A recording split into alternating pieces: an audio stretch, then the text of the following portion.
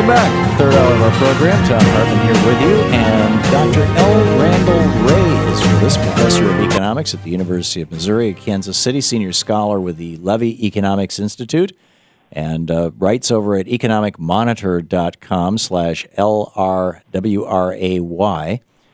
Dr. Ray, welcome back to the program. Hi, thanks for having me on again. Thanks so much for joining us. And boy, am I glad this is working. I wanted to. We've been having some problems here with our telephone system. Wanted to talk with you. There's a bunch of stuff that I would love to get into with you, but what caught my eye was this piece that I read over at the Economic Monitor, your Great Leap Forward blog, about Minsky. Minsky on banking and the difference between the horizontalists, Paul Krugman and whatnot, and Minsky's approach to money and the financial instability hypothesis. Can you reduce this to plain English for us? This debate, this discussion that's going on in economic circles about different ways of looking at how banks participate in the economy? Yeah. So basically there are two parts to the argument here. One is that in the 1950s, when we came out of World War II, we actually had a very stable and simple financial system. But Minsky understood that over time it would evolve, and evolve in a way that would make a financial crisis possible again. Right. Now, we should add, Minsky was a famous economist who has since died. His first name was? Hyman P. Minsky. Thank you. Yes. And you actually pulled together some of his writings after he died and got them published and whatnot. I mean, you're quite a scholar of Dr. Minsky. Yeah, that's right. I wrote my dissertation under him, so I worked with him from very early 80s until he died in 1996. Right, and he invented the word derivatives, didn't he? Oh, that I don't know. He was one of the first to write about them.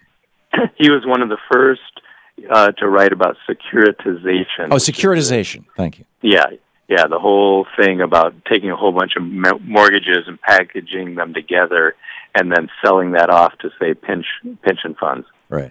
So anyway, he argued that the economy would evolve and become unstable again like it had done in 1929, and that would make a great crash or global financial crisis, which is what we had, happen again. Mm-hmm. And he saw that coming in the 50s. That's what's so amazing about it. Then the second aspect is just understanding how financial institutions, or we could say more narrowly banks, operate. And again, he was so far ahead of his time. Here we are, 60 years later, Paul Krugman doesn't have a clue how banks operate. This is even more remarkable than we had economists all over the place who couldn't see the crisis coming, but they still don't even understand how a bank operates.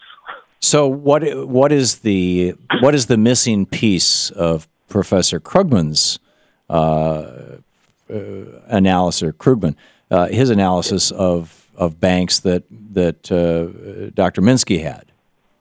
Well, Krugman still thinks that a bank sits there and it waits for you to bring in, a wheelbarrow full of cash. It puts that on deposit for you, and then it lends some out to borrowers. Or even lends a multiple of that out. Yeah. Well, not in his view. The individual bank can't lend more than it took in.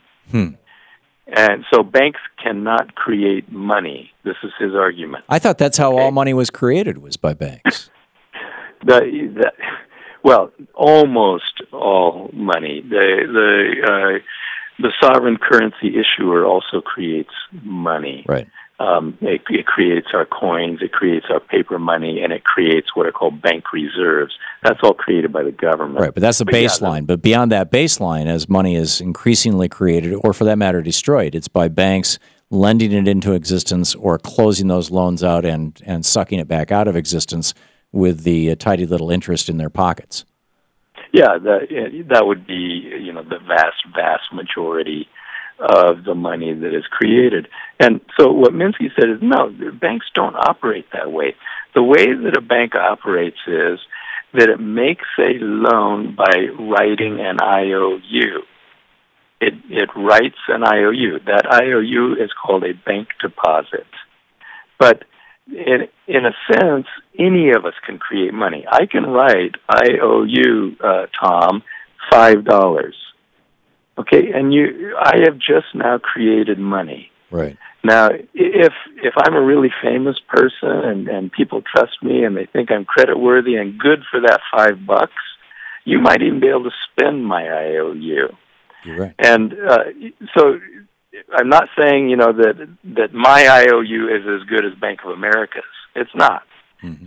So banks are special in the sense that their IOUs are more widely accepted than mine are, but they can create money just like I can by crediting your bank account with their IOU. Right. So when we put money on deposit in a bank, it's not that we've put money into the bank, it's that the bank owes us for that money. That's right, and almost always the money you put into a bank actually is already a bank's IOU. Okay. It's the IOU. So what's the significance of this? Why is it important for everybody to understand this? Well, because then you start thinking about, well, hold it a second. Okay, so banks can create money, and what would be prudent behavior of a bank that's creating money? And so in the piece that I wrote that you read, I talked about there are two things that banks really need to be careful about. One we call liquidity, and the other we call solvency. Mm-hmm.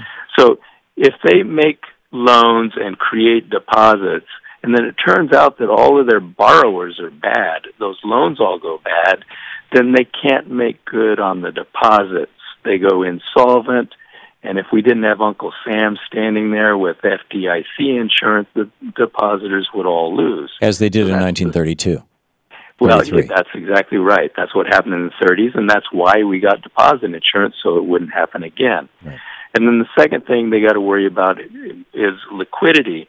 And that is that if you go to the bank and they create a deposit for you, they expect that you are going to spend that deposit, which means it will end up at another bank, mm-hmm. and your bank owes that other bank. Right. And what it has to actually deliver is called bank reserves, which is the government's money. Right. And so a liquid bank is one that has access to the government's money so it can clear accounts with other banks. Dr. Ray, we have a little less than a minute left. Is it fair to say that in addition to creating money, banks can destroy money, and this is something we have to worry about?